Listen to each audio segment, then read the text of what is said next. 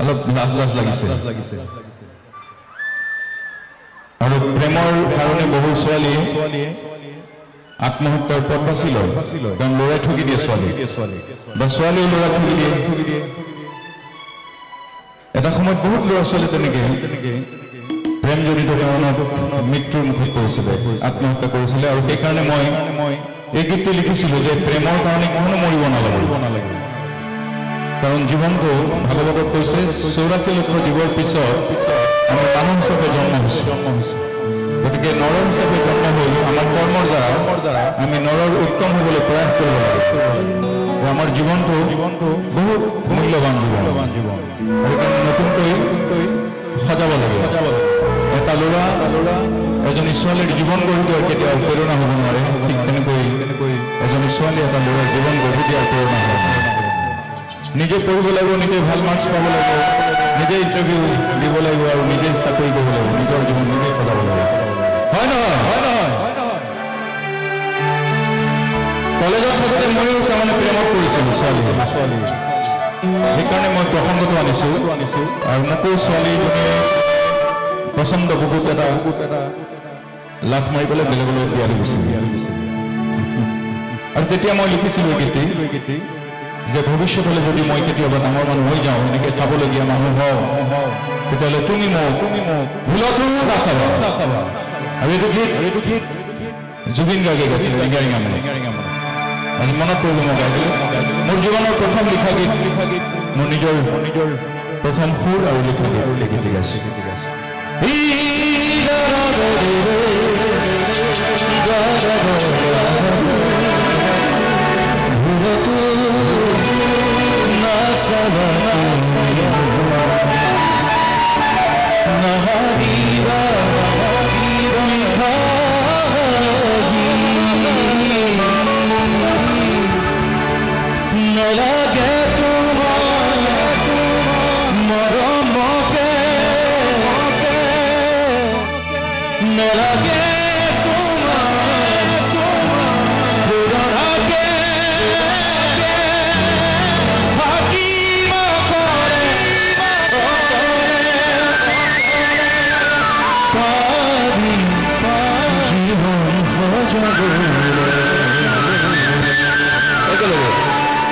একেলগে 2